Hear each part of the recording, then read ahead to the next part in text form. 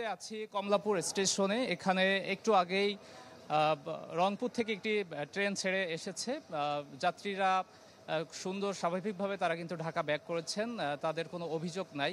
এবং আমার এই মুহূর্তে আমার পেছনটাতে আরও উত্তর অঞ্চল অভিমুখে একটি ট্রেন যাত্রা করছে। বিশেষ করে যারা ঈদের ছুটিতে বাসায় গিয়েছিলেন তারা তো ফিরেছেনই, যারা বাধাবিঘ্ন পেরিয়ে বাসায় যেতে চাননি তারা কিন্তু ঈদ পরবর্তী সময়টাতে তাদের ছুটিটি কাজে লাগাচ্ছেন। একটি বিষয় বলে রাখা ভালো, এবারের ঈদ যাত্রা কিন্তু যতটা সহজ ছিল, ফিরেছেনও তেমন সহজভাবেই যাত্রীরা তেমনই বলছিলেন আমাদের।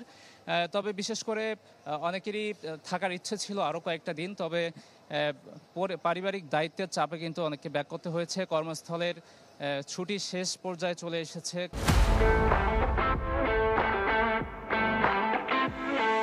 কারো বা আবার পড়ালেখার তাগিদেই কিন্তু তাদের চলে আসতে হয়েছে।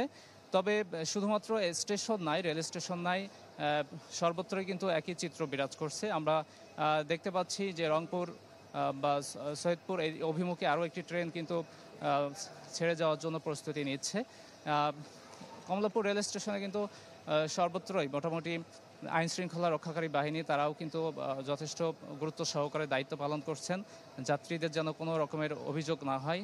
এখানে হেল্প ডেস্কও রাখা হয়েছে, তাদের পূর্ণ সহযোগিতা করছেন। তো সব কিছু মিলিয়ে এবারের ঈদ যাত্রাটা অনেকটাই সহজ হয়েছে। তবে ঢাকা সব কিছু মিলে এবারের ঈদ যাত্রাটা যথেষ্ট সুস্থ স্বাভাবিকভাবে কিন্তু ওটা সম্পন্ন হচ্ছে। বিশেষ করে ট্রেনের জার্নিটা নিয়ে বেশ প্রশংসা করছেন যাত্রীরা।